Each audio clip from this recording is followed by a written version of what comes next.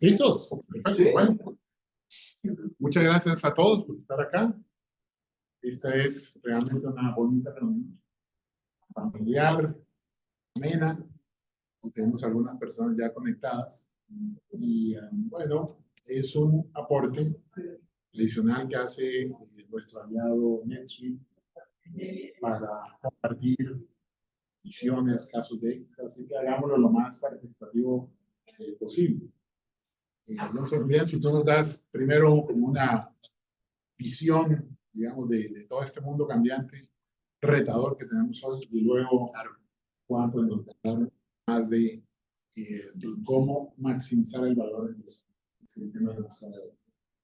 Claro, muchas gracias por la invitación, por estar acá. Finalmente nos encanta participar con CXO Forum y bueno, poder tener estos espacios donde aprendemos mucho de ustedes y de cierta forma también aportamos un poco de lo que vivimos en el día a día desde Oracle y específicamente desde NetSuite. Digamos que, como ya ustedes lo han visto, a nivel de tecnología, de inteligencia artificial, de servicios tipo cloud o tipo SaaS, la evolución y lo que ha venido pasando a nivel global es bastante importante y no nos hemos quedado atrás en la región, Latinoamérica, específicamente en Colombia, donde NetSuite ha podido acompañar a muchas industrias, muchos negocios, muchas empresas en crecimiento de la mano de básicamente toda la innovación que podemos tener en inteligencia artificial, soluciones integrales donde optimizamos los procesos de una forma mucho más dinámica y no solamente optimizamos procesos, sino que finalmente entregamos un servicio que le permite a nuestros clientes alcanzar los objetivos que a nivel de visión se ponen. Y eso lo logramos pues con tecnologías flexibles, con un servicio que va a la mano de precisamente poder innovar y permitirle a nuestros clientes innovar y entregarles tecnología de punta a la mano para que ellos mismos finalmente se conviertan en dueños de todo esto que podemos disponibilizar para ustedes y finalmente poder optimizar su vida, su calidad de vida, su negocio, su industria, su empresa y todo lo que puede desprenderse de una optimización y una maximización, como dice Juan, de lo que hacen en su día a día en sus compañías. Entonces, nada, creo que le doy la palabra a Juan. Nosotros vamos a estar aquí apoyando también lo que sea necesario y bienvenidos a todos. Vale, muchas gracias. La idea de esta es como más como decía Ricardo, un diálogo que una charla. Yo traje algo de material, pero pues más o menos lo armé para que no fuera solamente una conversación, sino como con algo de estructura, pero la idea es que si hay algún punto de vista o algún tema que queramos aclarar, pues lo discutamos entre todos. La idea como del tema de hoy es, pues, ¿cómo termina uno aterrizando cuando es parte del grupo tomador de decisión de una compañía, montarse en alguna herramienta o en un proyecto de transformación digital? Y pues cómo uno de tomador de decisión termina viendo el valor que se genera a través de estos proyectos.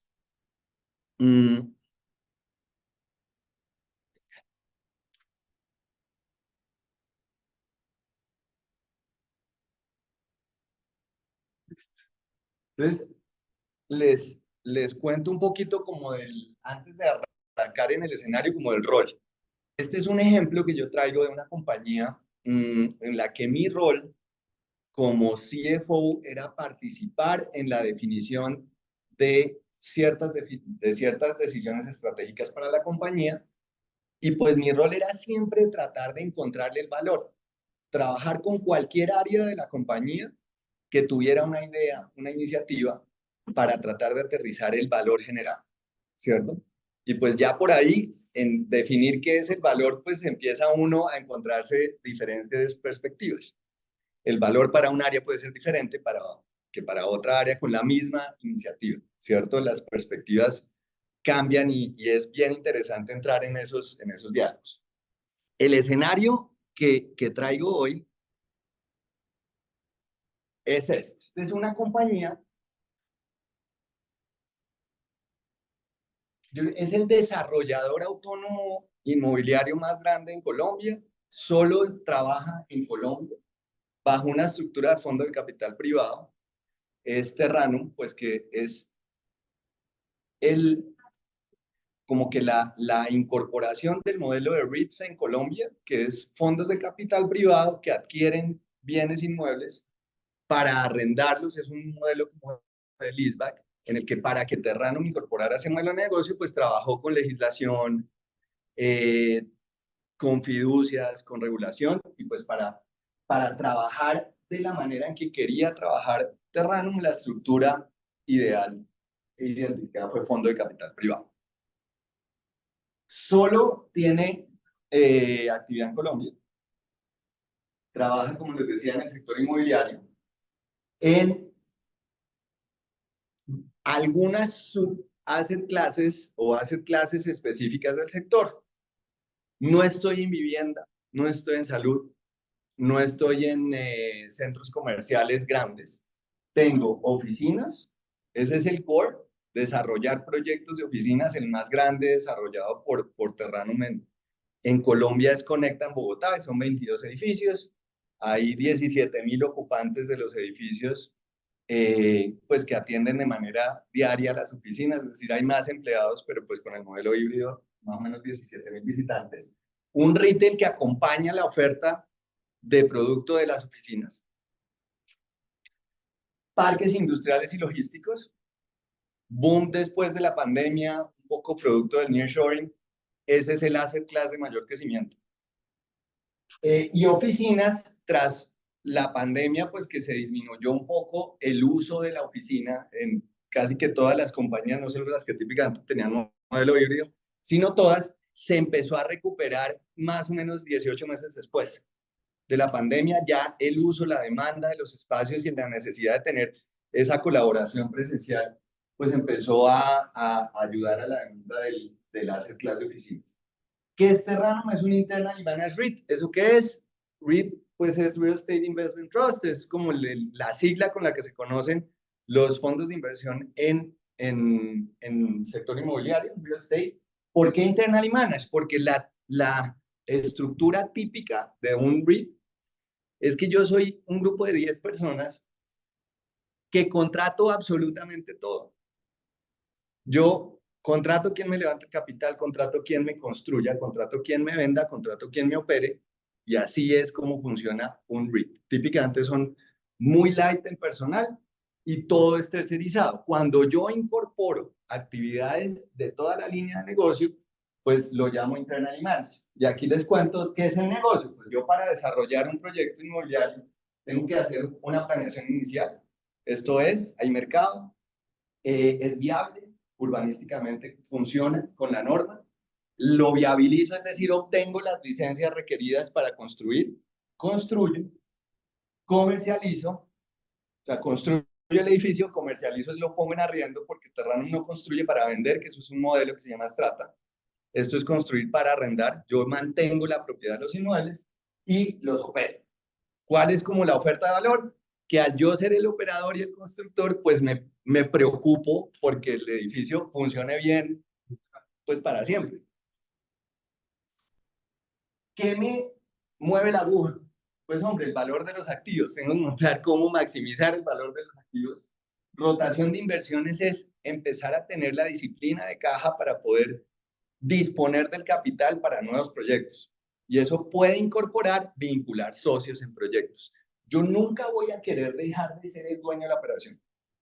Yo construyo, arriendo y eventualmente puedo vender porciones de proyectos sin dejar de controlarlos, porque parte del valor, pues, es poder operarlo de la manera que lo sabe operar la compañía, ¿cierto?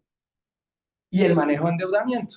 Este es un REIT apalancado, es bien apalancado. Es de los, en el sector bancario, yo creo que Terranum debe estar por ahí en el puesto 14 en deuda. Tenemos mucha deuda. Y pues, ¿qué nos ayuda a la satisfacción de usuarios? ¿Quién es el usuario? No, pues, ¿quién es el cliente? El tomador de decisión. A veces quien entra a ser partícipe de la propiedad de un proyecto y obviamente los usuarios de los proyectos. Entonces, generar bienestar, satisfacción, que sea lindo ir a trabajar a los proyectos nuestros es parte de la oferta de valor.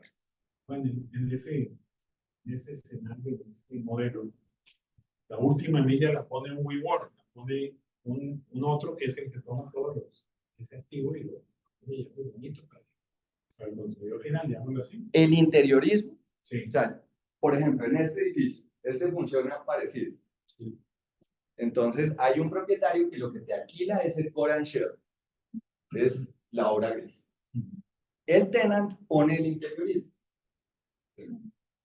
Entonces, pero yo nunca lo veo, yo nunca vendo el core and share. ¿Cierto?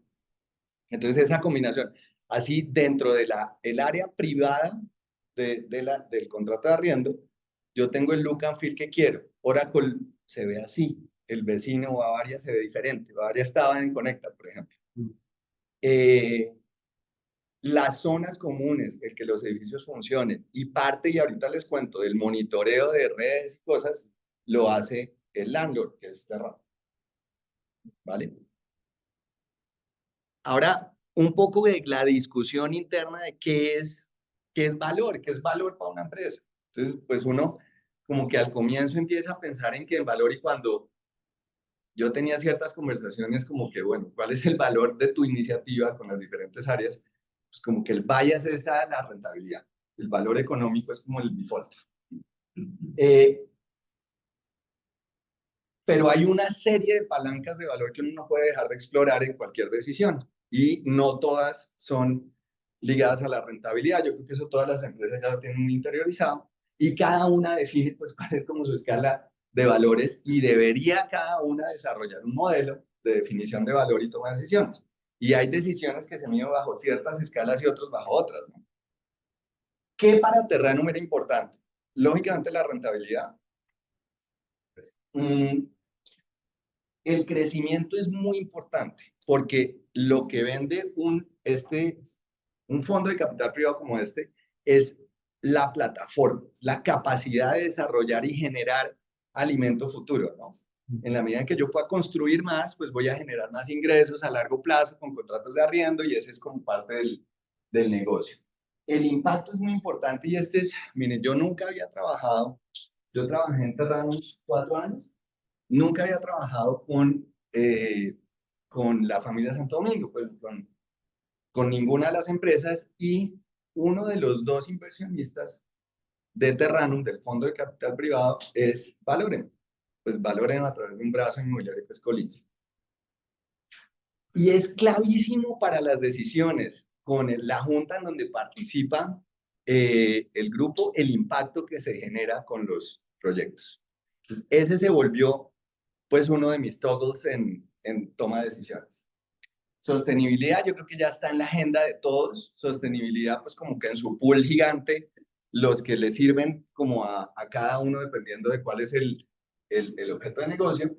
Y pues flexibilidad, pues porque el mundo cambia y hay que tener capacidad de pivotear en cualquiera de los escenarios. Entonces, evaluar en cualquier decisión la capacidad de transformarse, evolucionar, de mejorar, de incorporar nuevas cosas, se vuelve importante.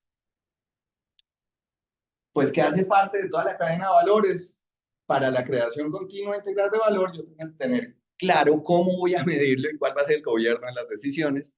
Y eso, yo creo que en todo el camino de la compañía fue muy difícil de encontrar cómo es que se miden las cosas, ¿cierto? Cuando yo tengo dos opciones y tengo capacidad de desarrollar una iniciativa, y una es muy alta acá, pero menos acá, y otras al contrario, pues a cuál le doy más valor y por cuál me voy.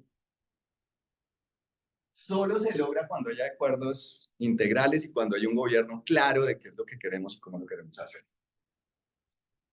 Entonces, ya con eso en mente, vamos al grano.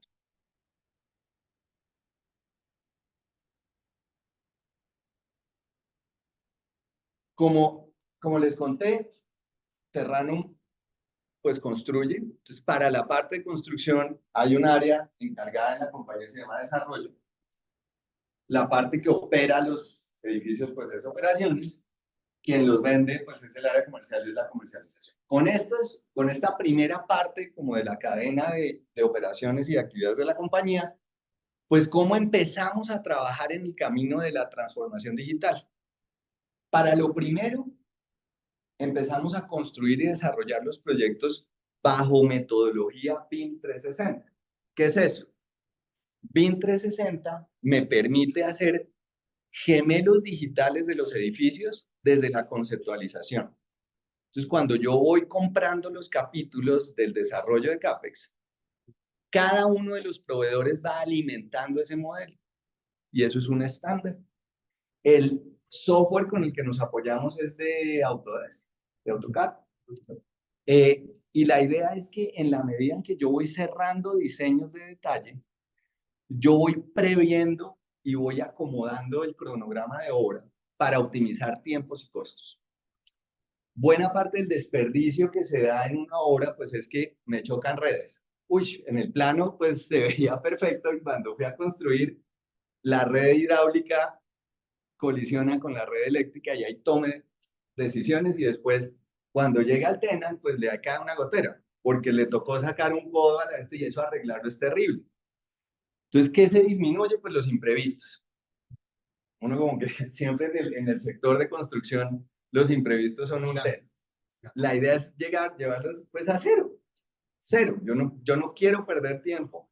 Yo no quiero incurrir en sobrecostos o en riesgo de insatisfacción del cliente por no prever estas cosas.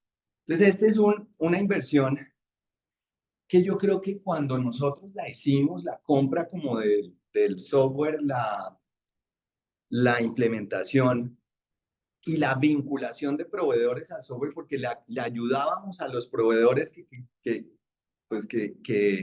querían trabajar con nosotros, que se metieran en el rol de BIM 360. Yo creo que nosotros por ahí en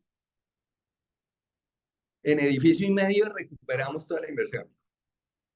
Pues porque el, el, el beneficio de la implementación en prevención es total. Inclusive en uno de los proyectos, tener la metodología andando nos permitió, mientras se acababa la excavación, empezar a sacar estructura de piso. Entonces, en optimización de costos directa, en imprevistos total y en tiempo, pues una productividad de más o menos 18% mayor. Aquí lo que les quería mostrar es, bueno, cuáles son las palancas de valor de la iniciativa y pues si tocaba las áreas de personas, procesos o tecnología. Entonces, BIM tocaba todo. Yo empecé a cambiar mis procesos de compra para que uno de los requerimientos en mis RFPs pues fuera pues que el proveedor estuviera dispuesto a trabajar con BIM 360 de nivel más alto. Punto. Y me cobraban más, pues sí. pero el beneficio total. Aquí algo un poco menos de tecnología, pues es que yo trabajaba con una orientación a la sostenibilidad que en el sector de construcción la homologa LEED. Entonces uno termina viendo los edificios, pues LEED, LEED Silver, LEED Gold, LEED Platinum, dependiendo pues de los puntos. Es LEED que, bueno, eso es... Yo he visto la plaquita. Y fíjate que uno arranca, exacto, y eso es un honor, porque uno, después de haberlo construido, es que le hacen la auditoría y le sacan los puntos. Y pues uno tiene que tener los puntos que se reúnen. Obviamente, disminución de huella de carbono es el objetivo, y uno lo logra pues con sistemas que consuman menos agua, menos energía, materiales de construcción, procesos constructivos. Entonces ahí uno como que empieza a fijarse en todo.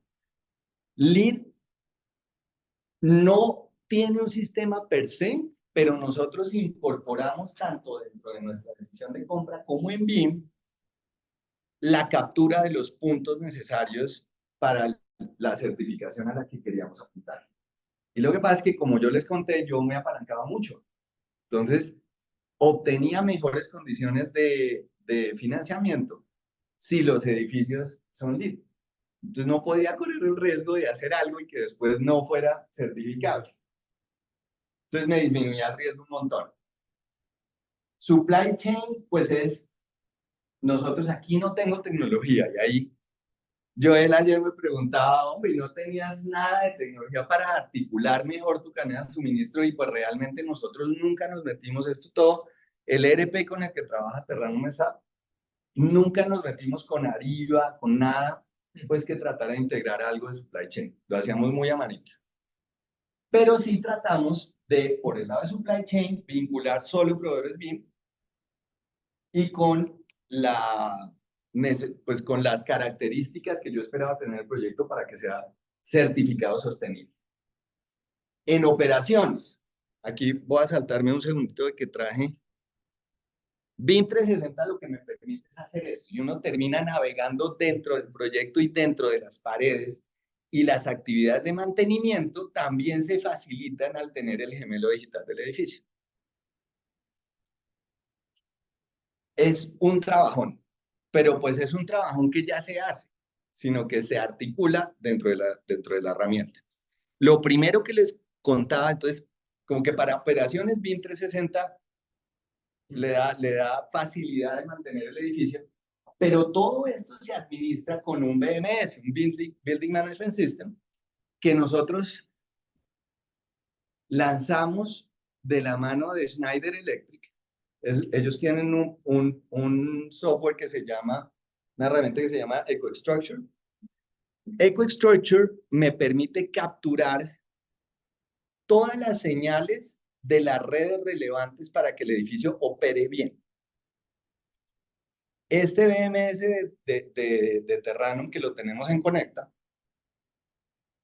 captura 144.000 señales por segundo que me dicen qué puerta está abierta, qué luz está prendida, qué aire funciona, qué ascensor está bien, y captura todas las cámaras de los complejos. Toda la red de CCTV alimenta el BMS. Entonces yo disminuyo costos de operación como nada. La vigilancia se bajó más o menos a la mitad en costo, porque yo ya tenía las cámaras y las señales integradas. Entonces, pues yo, por ejemplo, algo que pasa y es que Conecta, para quien no los conocen, es como un oasis en negativa. Entonces uno entra a Conecta y se siente en otro mundo. Súper seguro. Y tú no ves un montón ahí de gente de Securitas andando por ahí. Está muy apoyado en que nos pasó. Hombre, entraron al centro de eventos y se robaron computadores. Pucha, ¿qué pasó? Pues con el CCTV y el BMS ya teníamos las caritas y pues ya entraba alguien, pum, y le caía el guarda. Y se prevenía un montón cualquier evento.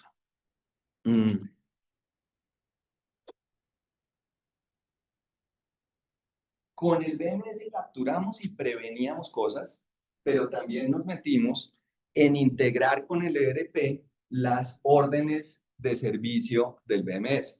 Una falla la detecta el BMS y me crea en SAP la orden de mantenimiento. Entonces yo ya tenía las rutinas de mantenimiento preventivo programadas en el sistema, sin que nadie se acordara, pues ya me sacaba como las órdenes, las programaciones, va a llegar, hablaba con seguridad bien en técnico, se cuadraba pues todo ese protocolo de que tengo que traerme la ARL y cierto, todos los requisitos para que la persona entrara y hiciera su trabajo, y los correctivos estaban integrados con el BMS. Había eso sí alguien que definía criticidad y medía los SLAs con los proveedores. Entonces, un ascensor que deja de funcionar, pues no me puede dejar de funcionar por más de 2 horas. Entonces, la criticidad del evento también estaba incorporada en esta interacción. Y pues en energía empezamos a vincular a todos los proyectos, especialmente los logísticos, pues autogeneración con solares en todas las bodegas, y la medición de beneficio nos empezó a ayudar a que no solamente supliéramos la energía de las áreas comunes, que son mi costo de terreno, sino las del costo del cliente. Entonces, alcanzaba a tener generación suficiente para alguna parte del consumo del cliente y era de mi interés medir ese valor, porque un proyecto de Terranum, si uno lo compara pues con otro, el área vale un poquito más, pero yo necesito la data para pues justificar que en el fondo vale es menos. Entonces el BMS me ayudaba a medir la gestión energética y pues la captura de valor para mí y para el cliente. El CRM muy estándar, cuando comercializa, cuando está fuerte la comercialización en un REIT como este, cuando yo saco un proyecto. Yo hago algo de preventa y hago mucha venta cuando ya está. Mercado desarrollado en Canadá, porque el otro socio es un REIT muy grande canadiense, Cadillac Fairview, que es de Ontario Teachers.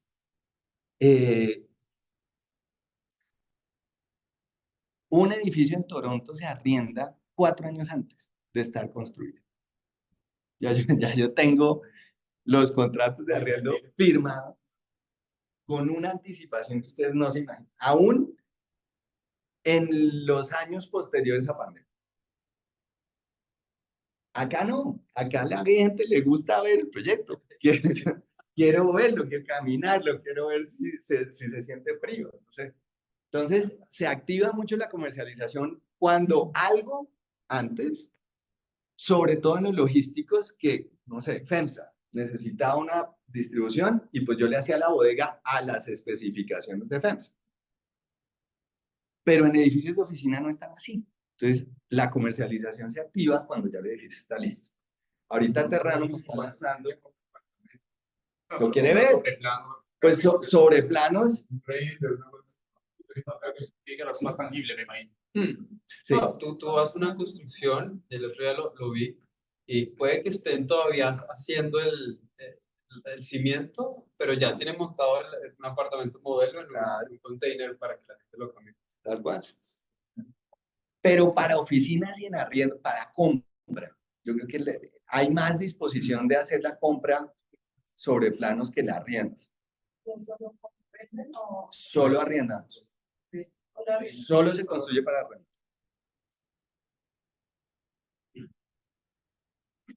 Cuando sale el edificio se comercializa y luego cuando se me van venciendo algunos contratos, pues que hay renovación y tengo una vacancia que tengo que tratar de disminuir al menor tiempo posible.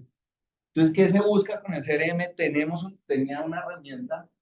una herramienta en Terranum y un proceso pues que lo que hace es buscar, o sea, integrar leads. ¿Qué empresa está entrando en Colombia? ¿Quién se está registrando? ¿Quién está creciendo? ¿Quién está muy desarticulado en Bogotá? Entonces teníamos un ejemplo de una compañía de diseño canadiense que tenía 9 sitios en Bogotá. Entonces el approach no fue que ellos dijeran, yo quiero buscar un área, llega a Terranum de manera proactiva a decirle, hombre, hay una buena opción de capturar valor incorporando pues las locaciones. Muy estándar, entonces aquí como que en general EcoStructure y PM de SAP eran como los de operaciones, comercialización era con un CRM de Microsoft y pues BIM y lo que les conté.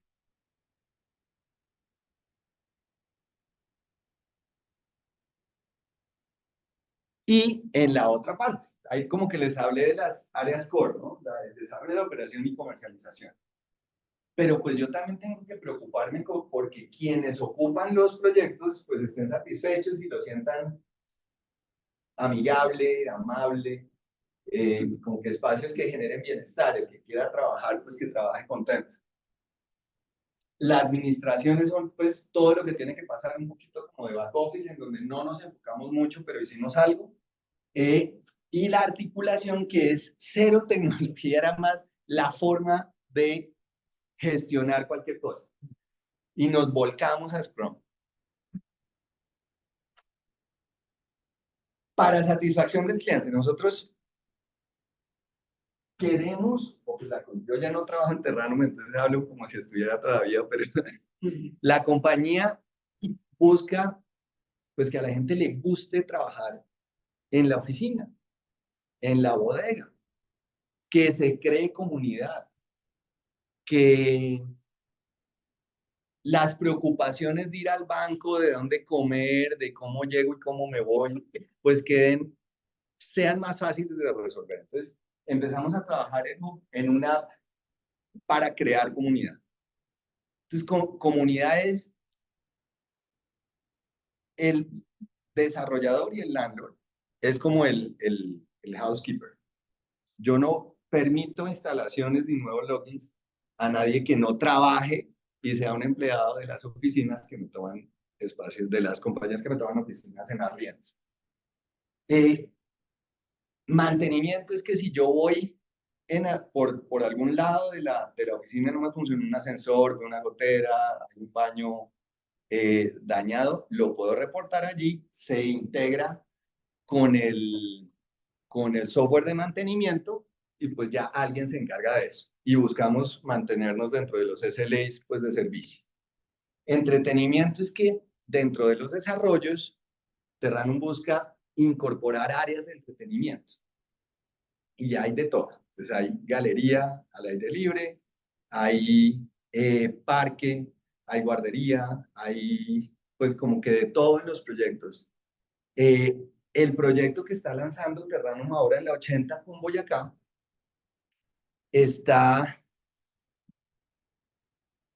ahorita se me escapa el nombre de la certificación, pero es algo como LEED, pero para livelihood.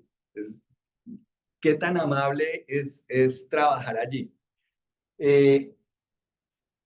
Con el app, yo también gestionaba, hombre, hay un evento, hay un show, hay una actividad, hay un torneo de ping-pong, hay un torneo de ajedrez, todo lo que se podía dar dentro de las áreas comunes de los edificios, yo lo publicitaba dentro del app.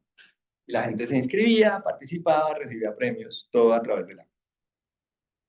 Retail, como yo tengo áreas de retail, para los que llegan a los edificios, ¿cierto? Pues lanzo promociones por ahí. Entonces, Corral 2x1, en Starbucks tal cosa, y eso ayudaba también a las ventas de los espacios comerciales que para Terranum no son cánones fijos como los que puede tener Oracle en esta oficina, sino son un variable de la venta, un porcentaje de la venta. Entonces, entre más venda retail, mejor para Terranum. Y movilidad, hombre, carpooling, no nos fue bien. Con el carpooling, la gente no se le monta uno al carro. Yo me ponía cada rato, salgo, y no, nunca.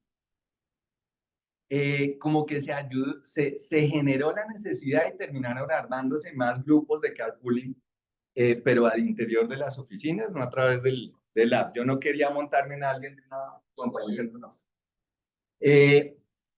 Pero sí ayudó en movilidad que yo advertía manifestación en la 26. Ahí en Conecta queda la unidad de gestión de riesgo. Hoy súper famosa, pero en esa época era Duque con la pandemia, por ejemplo. Entonces, cuando iba Duque al centro de comando, eso era un caos. Entonces, uno ahí advertía, pilas. O manifestaciones en la 26 o cosas así. Entonces, uno como que ayudaba a que la gente cuadrara sus horarios para evitar, pues, problemas en movilidad. Algo chiquitín, hicimos un RPA para tratar de complementar la información que yo quería capturar de las cosas de valor para la compañía.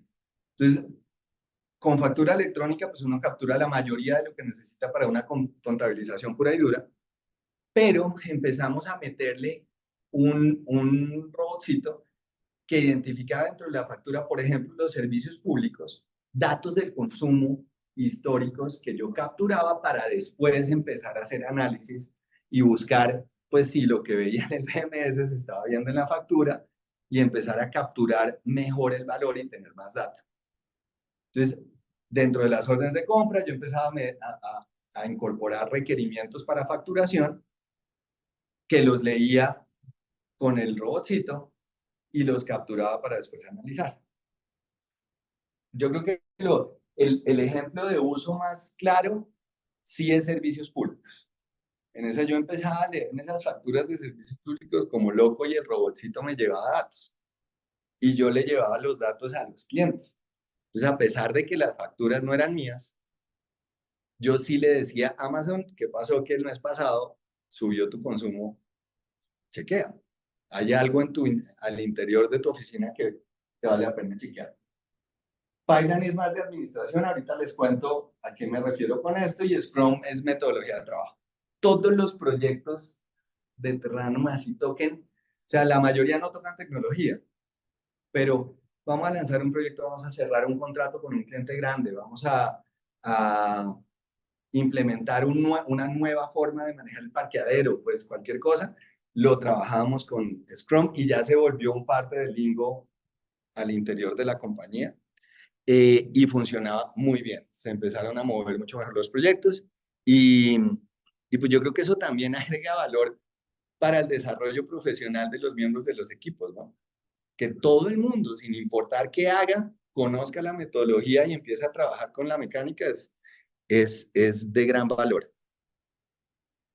Al final, esto es como lo último, es que, ¿qué creo yo que nos quedó de aprendizaje de todo esto? Muchas veces todo eso se ve súper lindo, pues porque es el resultado final de muchas cosas, ¿no? Y muchas cosas que a uno no le salen tan bien. Entonces, como que algo importantísimo es tener claro que uno tiene que ser flexible, que no se pueden hacer apuestas como tan en fin ni tan gruesas, tan gordas, y por eso Scrum es chévere, es tratar de, si uno se va a equivocar, hacerlo fácil y barato, pues porque todo puede cambiar, ¿cierto? Entonces nosotros teníamos algunos proyectos andando como si todo fuera a seguir igual, y llega la pandemia, nos cambia la dinámica del uso de las oficinas. Pues había que, nos tocó cortar cosas, y eso es pérdida, ¿no? Entonces, tener algo de como medición de valor o medición de qué tan rígido es algo, alguna decisión, nos pareció que era importante incorporar. En todo esto son cambios, y a veces como que el tratar de meterle cosas e iniciativas a cada uno de los equipos empezaba a volverse complicado a manejar, ¿cierto? Entonces nos empezamos a entrenar en manejo del cambio, pues para tratar de entender qué significa cada cosa para cada persona, y pues así mejorar un poco la gestión y la adherencia. Este es como el dilema. Hay algunas cosas donde si yo tengo $1 y una vaina es foundational y otra es para crecimiento, pues ¿en qué me lo gasto? Entonces evaluamos el valor de cada una de las iniciativas desde los dos aspectos, ¿cierto? Hay unas es que me toca hacer el upgrade de la versión del sistema bla a la siguiente, y me toca gastarme ese $1, pues que lo pudiera meter en otra cosa. Entonces, tener como en cuenta eso o sea, yo creo que es difícil, ¿no? De reconciliar. Suena ahí lindo, pero es difícil hacer. El manejo y evaluación del pipeline, que era lo que les tenía antes, como que en algún momento de la historia nosotros terminamos metiéndonos en todo y no teníamos un buen criterio de la capacidad, de cómo es que una herramienta tecnológica va a costarme más o menos en el largo plazo, costos de mantenimiento, de upgrades, de transformaciones, de integraciones. Entonces empezamos a gestionar el pipeline con una visión mucho más a largo plazo y más de capacidad y de medición de valor. Entonces ya se volvía un poco menos de quién es más amigo de tal para ver qué me aprueban, qué no. Era como muy clear cut. Tu proyecto es 100 y el otro es 80, pues el de 80 va después. Y así. Y si salió otro de 90, pues sorry. Y así como que va uno gestionando la de esta y empieza a mitigar un poquito como esa cantidad de proyectos que le llegan al área de tecnología y todos llegan aprobados. Es que ya mi jefe me aprobó el y después administrarlo es complicado. Y el readiness yo creo que es la clave, yo creo que por eso no hemos empezado a trabajar en GHL, porque sí empezamos a darle mucha atención a qué tan listos estamos para tal cosa. Y eso, junto con el pipeline, permite administrar mucho mejor el pace de los proyectos. Y hay unos que, hombre, de pronto son los 80s, pero me permite estar listo para este que vale 200. A veces me brincaban los puntajes por eso, porque le hacía el scoring de readiness a un proyecto y el de 80 tenía readiness total. Entonces ganaba puntos. El otro un poquito menos. Entonces me iba como mejorando el guión y el roadmap de tecnología, el empezar a evaluar bien el readiness, y readiness de todo punto de vista. Data, procesos, la gente. Me toca contratar unos científicos de datos. Entonces, empezamos a evaluar eso y tenerlo en cuenta. Yo creo que nos sirvió para tener esa hoja de ruta pues un poquito más clara, ¿no? Y a veces le llegan a uno ideas de mejorar y de incorporar vainas como loco y es difícil navegar a veces. Entonces, tener eso le sirve a uno como una guía en su librito y definir prioridades por ahí. Y eso es. No tengo ni un producto. Ahí hay oportunidad hasta ahora. Ya llegamos. Para contextualizarlos, tenemos ya un proyecto que ha tenido una consultoría importante con PHL y a la cabeza de Juan, y por eso hablamos un poco sobre lo que ha pasado ahí entre líneas con lo que hemos llevado para GHL. Muchas gracias, Juan, por pasarnos por esta experiencia con Terrano. Yo te tengo un par de consultas. Cuéntame. Una es, ¿cómo les fue la gestión de articulación de todos los procesos y las tecnologías que se dieron cuenta iban pudiendo hacer match con Terrano, y cómo las fueron integrando, consolidando para tener un ecosistema un poco más amigable y controlable? Y por el otro lado, ¿cómo hacías también para... Hay un valor gigante detrás de lo que nos muestras, y a nivel de tecnología lo que puedo aportar no solamente para el negocio de Terrano, sino finalmente para mi cliente. ¿Cómo hacían para posicionarlo? Y de cierta forma, si el metro cuadrado aquí en Terrano era un poquito más caro, ¿cómo mostrabas o cómo se permitían generar ese valor del producto, del servicio que finalmente ofrecen? Yo creo que con lo que les comentaba, el pipeline tenía una etapa de planeación muy importante. Yo creo que ahí le dedicábamos el 60% del esfuerzo de los proyectos, eran una planeación súper rigurosa. Y ahí, por ejemplo, lo que yo les decía, mi rol en finanzas era aterrizar el valor. Y pues no era llegar a calcularle valor presente a todo, sino tener un sistema que capturara lo que realmente quería hacer la compañía, porque dejaba de tomar buenas decisiones y no medía sostenibilidad. Había proyectos que no tenían valor presente, pues, o sea, o era muy difícil de medir. Yo creo que todo finalmente termina generando rentabilidad, pero a veces no es tan fácil. Entonces empezamos a desarrollar como un sistema en donde cada decisión, dependiendo del área, y pues cuál era el énfasis del proyecto, le hacíamos como un scoring más, tratando de que fuera más cuantitativo, ¿cierto? Como que antes de todo eran atributos cualitativos de todo. Me va a bajar el mantenimiento, pero ¿cuándo? ¿Y a usted o al cliente? ¿Y qué quiere decir eso? Pero si ya tiene contratos de mantenimiento y son costos fijos, pues entonces ¿cómo? Entonces empezamos a mirar cada una de las cosas así. Entonces yo creo que el que todas las áreas entendieran que tecnología iba a gestionar el pipeline con unas reglas que iban a ser las mismas para todos y que se iban a evaluar así, ayudó mucho a ese caos, ¿cierto? Porque imagínate en un área que está metida en construcción, en operación, en todo esto, pues todo el mundo quiere mucho todo el tiempo. Y pues tampoco hay caja para fondear todos los proyectos al tiempo, ¿no? Entonces Gracias. ¿Cómo hacías para construir la tecnología y engranar al equipo para que te pudiera dar las mediciones que necesitabas? ¿No? ¿Comprabas tecnología ya hecha para eso o te tocaba desarrollarla? la mayoría compra. Y yo me preocupaba por las integraciones.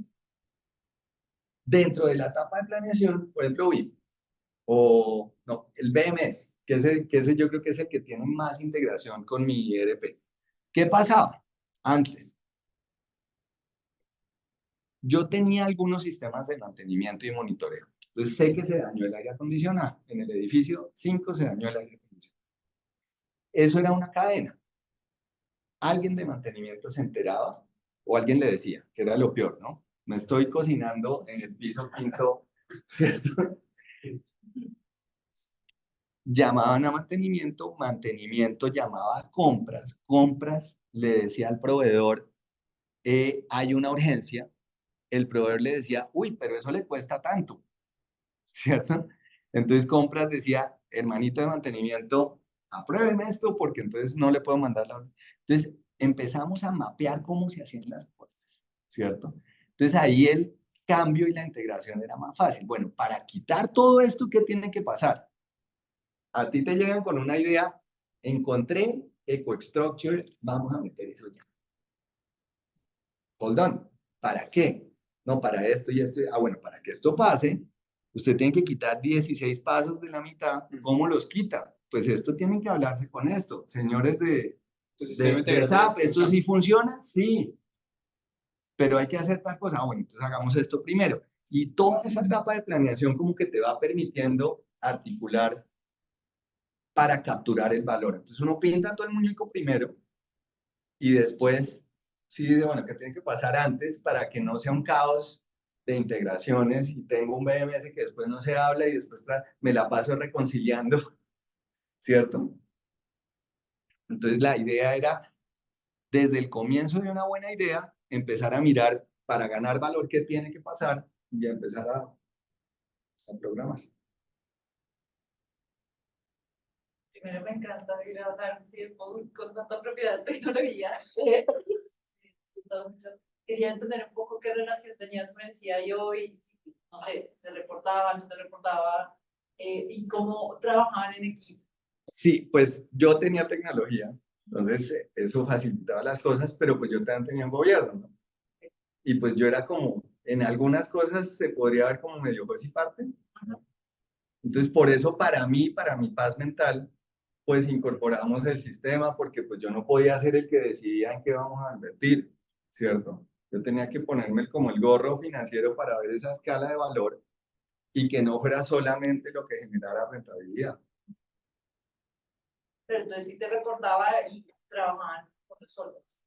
Sí, pues que como que técnicamente nosotros no teníamos CIO. Es un director de tecnología.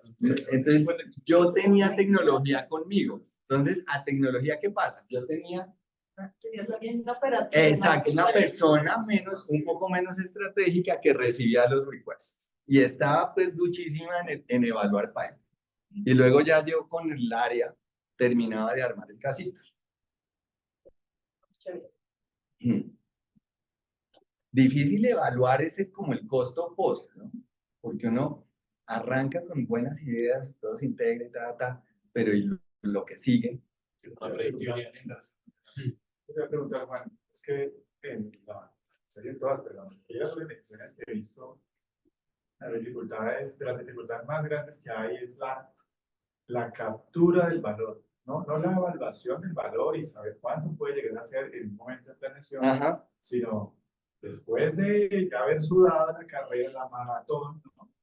Ya implementamos el proyecto y empieza a funcionar la cosa y nadie mide nada, o sea, no hay cómo saber, ¿cierto? Porque uno hace una proyección, o sea, 5 años en el retorno, y digo, oye, uno hace una súper presentación. Oye, en ese Excel, todo es estelar, se hace rico. En serio, ¿cómo compramos? Pues, es como venden las ideas en una compañía. Pero vaya, capture ese valor. Vaya, ojo que no es medir, no, es hacer que efectivamente los ahorros se produzcan. Y quiere ser dueño y responsable de hacer que los ahorros ocurran. ¿Y qué pasa si no ocurre? O sea, si no llegamos al número, ¿qué? Pues no, es que la inversión entonces no me da. ¿Eso cómo lo ves tú? Pues mira, yo trataba de mitigar el riesgo con los contratos con terceros. Entonces, si tú me propones algo que tiene algo de valor, yo voy a hacer absolutamente todo para que tu caso sea exitoso conmigo. Entonces, en buena parte de los contratos yo tenía algo. Por ejemplo, si yo Otis, para mantenimiento de ascensores. Entonces ellos me daban pero me decían, yo les respeto esto si esto pasa. Yo me comprometía a que eso pasa, ¿cierto? Para que, y le ponía penalidades si no cumplía de ellos, ¿cierto? O todo es sobre tal cosas, si yo hago mis cosas como las debo hacer, pues, entonces ese vínculo con proveedores, y pues más que proveedores son aliados al final porque comparten el mismo riesgo o una parte del riesgo conmigo, era como una de las estrategias. Y la otra es que todas estas inversiones que tenían la captura de valor bien identificada, se volvían parte de los KPIs del área. Entonces, en operaciones yo decía, mi costo de mantenimiento aprobado en el presupuesto fue tanto, y en la mitad del año apareció una cosa, entonces yo le cambiaba el presupuesto. Entonces yo siempre mantuve presupuestos dinámicos del área, pues para que ya yo te mido es con este. Si nos gastamos tanto en CAPEX de inversión, pues esto... Y juega mucho con lo que mencionabas del el readiness, de finalmente cómo me preparo yo y de cierta forma, cómo redefino yo mis KPIs en relación a esa innovación que no es la tecnología, sino cómo cambio el chip de cómo voy a operar ahora, qué voy a medir, cómo lo voy a medir. Y ahí nosotros buscamos siempre poder hacer ese match. Por ejemplo, o sea, la tecnología es tecnología y ya, pero si no aporta ese tipo de acompañamiento con cosas medibles o que de cierta forma propongan prácticas para llegar a redefinir los KPIs, pues no ayuda mucho. Desde tu rol en finanzas, ¿cómo lograbas engranar toda la organización para que todo eso fluyera? Porque al final eres un eslabón en toda la cadena. ¿Cómo logras potenciar tu eslabón para estar como, no sé si por arriba de los demás o jalar a los demás hacia donde se los necesitas llevar para que todo eso que mostraste ahí se diera? Mira, yo creo que me ayudó muchísimo que la estructura fuera fondo de capital privado, porque es que en fondo de capital privado, ¿qué es lo que se mide? El valor de la unidad. Entonces, arrancamos con que todo lo que hace la compañía tiene que tener impacto sobre el valor de la unidad. Entonces, eso hace que el rol del CFO, y esto es antes de que yo entrara a la compañía, pues ya era más como un chief of staff. Entonces, todas las iniciativas se trataban de defender desde antes desde el inicio del terreno con eso, cuál es el impacto del valor de la unidad. Entonces eso ayudó, ya había como esa cultura de medir el valor, pero era muy rentable. Era todo rentabilidad. Todo esto empezamos a meterlo después para decir, vea hermanos, que esto no es solamente lo que sirve alrededor de la unidad, porque entonces no hago muchas cosas que debería hacer, ¿cierto? ¿Cómo vas a capturar valor de la unidad con el app para los tenants o para los ocupantes? Jodido. Entonces empezamos a meterle otros criterios para no descabezar buenas ideas. Entonces, como que una parte ya estaba hecha y la otra es aprovechar que ya había ese posicionamiento de que los proyectos tienen que estar aprobados por el rol del CFO para que eso no fuera unidimensional en la medición de valor. ¿Cómo validabas ese métrico?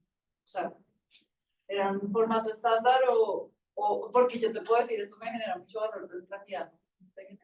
Pues mira que nosotros trabajamos muy de la mano con las áreas y con los expertos o proveedores o clientes. Yo siempre validaba que la cosa no fuera pues como muy con una medición de valor de expectativa, de aspiración, pues muy clave, ¿no? Tenía que estar aterrizada y eso lo aterrizamos en grupo. Entonces, como que al final, porque cada persona sabe que se le va a medir. Si yo digo que esto va a tener un impacto, a ver, en crecimiento, como por ejemplo, era una forma de yo voy a capturar más caja, no va a ser más rentable, pero voy a capturar más caja. ¿Para qué? Para poder meterme al siguiente desarrollo antes. Eso se medía y quedaba dentro de las métricas con que cada uno se comprometía. En esa línea, entonces, la rentabilidad tenía, me imagino, un peso superior sobre el resto, o si podrías lanzar un proyecto que tenía crecimiento, pero que tenía rentabilidad muy baja o incluso negativa, pero que te daba los otros indicadores. Mira que muy pocas veces encontramos cosas de destrucción de valor monetario, de valor económico. Sí, muchas cero. Y que estaban más por este lado. Y esto, el tamañito de las barras es más o menos indicativo de cuál terminó siendo como el peso que le dábamos a cada criterio. Entonces, si tú ves, estas dos eran reinas al final. Como que después de que uno toma y toma y toma decisiones y va. Y muchas, pues nos equivocamos, ¿no? Aquí yo les mostré lo bonito, pero... ¿Cierto? Entonces uno también hace el post, ¿no? Y pues ya abre el muerto y ahí se da cuenta que no pasó y reajusta esto. Y a veces nos dimos cuenta que por meternos solo en rentabilidad, pues estábamos destruyendo valor en las otras, entonces uno empieza ¿cierto? A calibrar en la inflación. Juan, ¿qué hubieras hecho diferente pensando en ese post que hablabas, ¿no? Yo creo que una de las cosas claves es los aprendizajes, es eso, algo de lo que yo hubiera hecho diferente. Yo creo que los más grandes fueron readiness, lo empecé a medir tarde. Ya en las últimas y después de que uno se casó durísimo, ahí empezamos a medir, vean, no estábamos listos. Debimos haber hecho algo antes, o contratar gente que tuviera el mindset antes, o cambiar un proceso en donde la aprobación no fuera aquí, sino allá antes. Eso, como que es lección aprendida tras fallas, ¿no? El readiness lo empezamos a medir en qué tan rápido había adherencia post-implementación, porque todo esto reemplazaba cosas que hacían algo parecido antes. Entonces, más o menos, pues yo no, pero la organización se sentaba al tipo que usaba la cosa antes y le hacía borrar el Excel, más o menos. Entonces, cuando uno obliga a eso, se da cuenta, no, pero es que si lo borro, ¿de dónde saco tal cosa? Ah, no, estoy listo todavía porque no tengo una forma de realizar eso.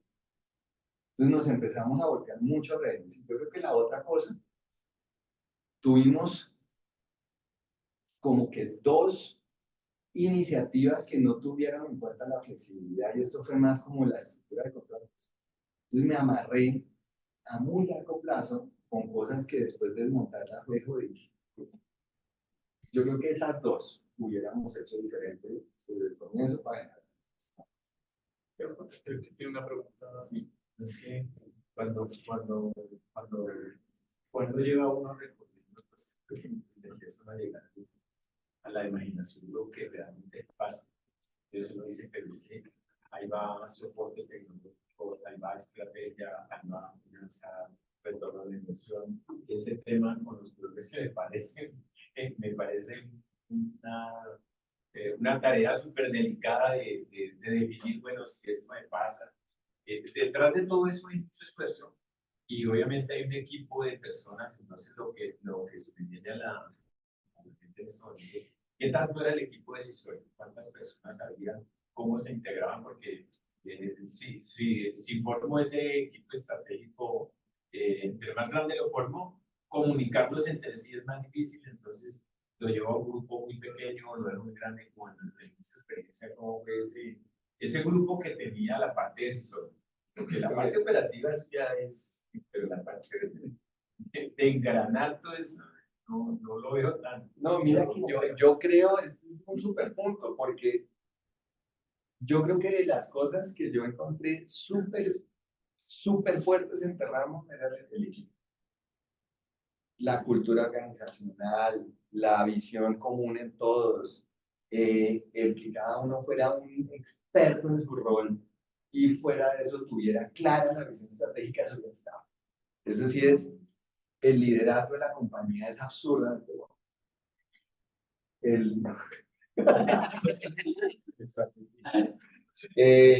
Entonces yo creo que ya estaban las bases hechas, porque era un grupo decisorio grande. Había 8 vicepresidencias. ¿Verdad? Pues, y casi que todas tocaban algo de todos, entonces pues sí se daban unas discusiones, pero yo creo que no había egos, la visión estratégica de la compañía era clara, el equipo pues estelar. Juan, digamos que uno cuando adquiere, digamos, a nivel de software, yo creo que no solo compra una solución, sino al final también conocimiento, ¿no? Y mejores prácticas. Sí. ¿Cómo viste eso en el proceso de ustedes a la hora de adaptarse, digamos, adoptar más bien todo ese tema de mejores prácticas y cambiar lo que ustedes tenían en su momento para migrar a algo que le estaban diciendo? Si usted hace A, B, C, D, yo le puedo decir que llega al mismo resultado haciendo A, D, pero de una manera mucho más flexible, que creo que lo mencionaste un poco en tema de gestión de cambios, pero ¿cómo lo viviste, digamos, en Norrell? Mira, yo creo que y tienes toda la razón, uno como que tiene que estar de cliente muy dispuesto a que lo que yo necesito para la transformación digital es que me enseñen buenas formas de hacer. Yo creo que la apertura, primera cosa, pues, y que la captura de valor estuviera muy en línea con esa mejor práctica. Si alguien me dice, vea, métele a esto porque a través del móvil vas a hacer no sé qué cosa, yo tengo que mirar todo lo que tiene que pasar para capturar realmente esa mejor práctica. Yo creo que uno de los inconvenientes que encontramos en los dos grandes que les dije, EcoStruxure y Autodesk 360, es que las mejores prácticas son desarrolladas en mercados diferentes. Entonces, por ejemplo, a mí me llegaban, yo me acuerdo una, de Autodesk, que era alguien que me trajo un caso de negocio, pues con una realidad financiera totalmente diferente. El ejemplo que te trae, por ejemplo, Oracle tiene Opera. Opera es hotelero. Entonces, hoy yo vivo pues con algunos hoteles en Opera. Cuando me traen casos de negocio, a veces algunos propietarios les han metido la mano en lo que tienen. Yo estoy creciendo, quiero comprar operaciones. Pues. Y lo que tienen algunos propietarios que están hasta acá, están pues en la inmunda con su hotel, fue porque se metieron a capturar puras mejores prácticas a costos que no son acordes con la realidad económica. Un propietario que tiene una expectativa de rentabilidad más alta porque hay mayor riesgo país, por otras cosas, no me puedo ir con unas estructuras que incorporan mejores prácticas, pero o sea, me toca hacer algunos sacrificios. Entonces yo creo que primero apertura y luego la localización a la necesidad pues, de cada iniciativa.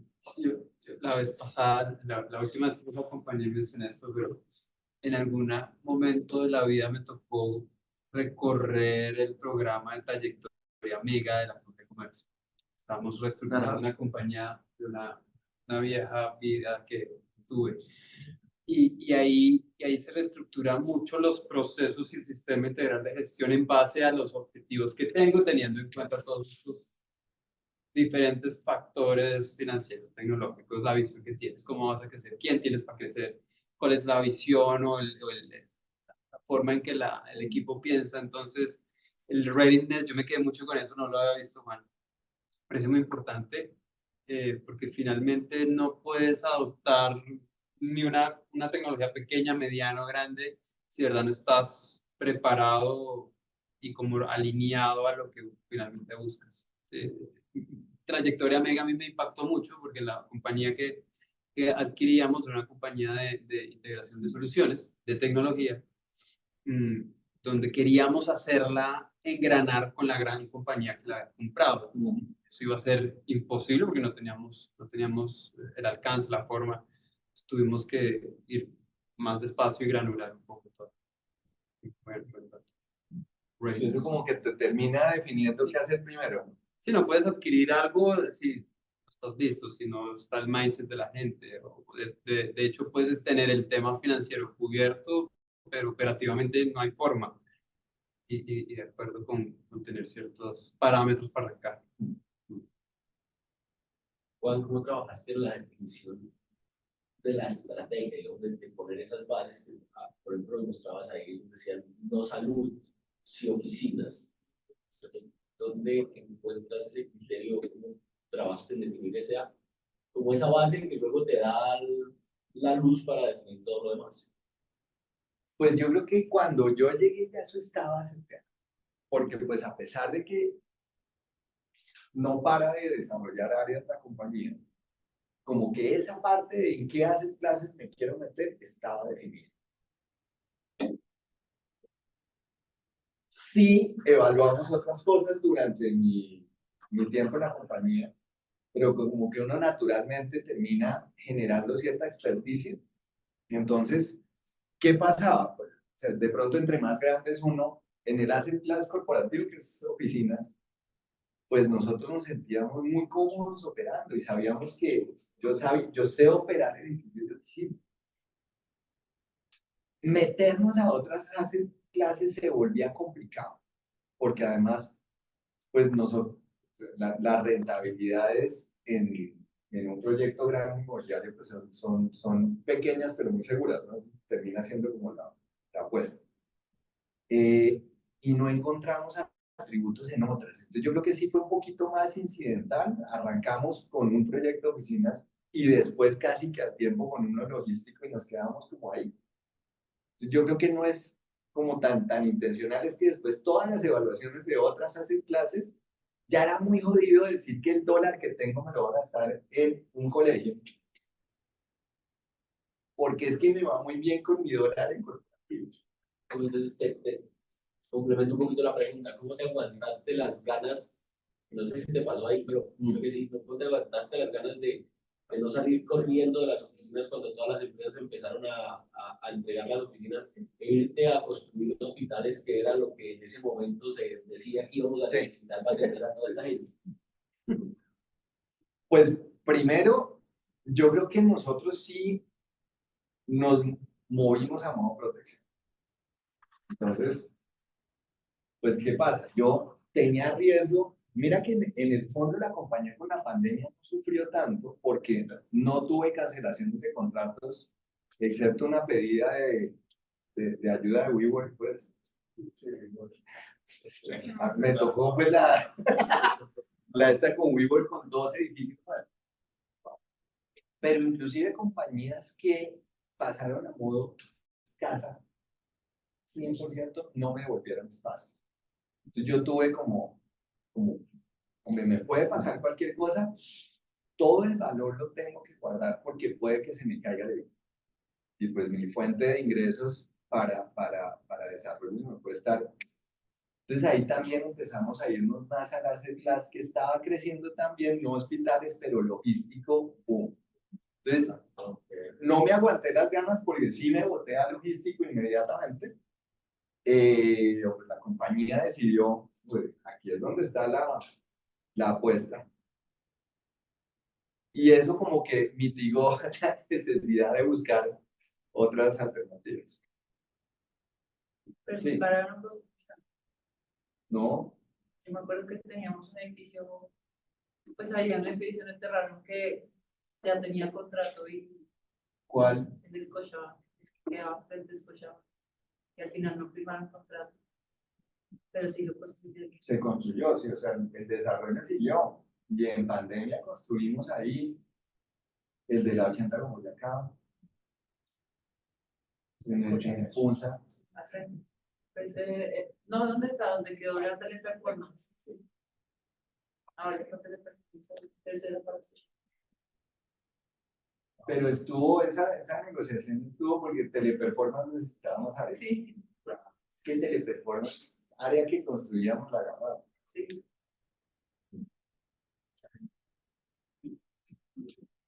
Hay aquí es un buen mercado para ese ritmo. Que los costos comparados con los países. Claro. Fíjate Sí, que, ya crecí. por ejemplo, nosotros empezamos a mirar valor hasta por ese lado. Con Teleperformance, pues las compañías crecen mucho. Hoy es el mayor empleador de Colombia.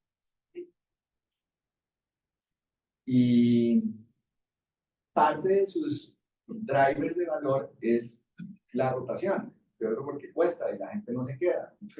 Son niveles de ingreso y de seniority, pues que hace que la gente tienda a votar muy rápido.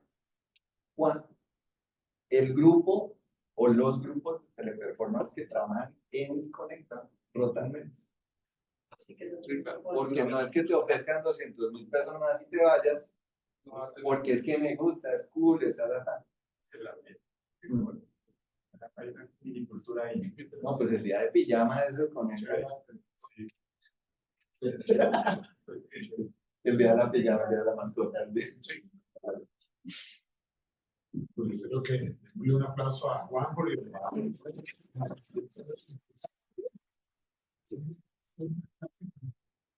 muy buena.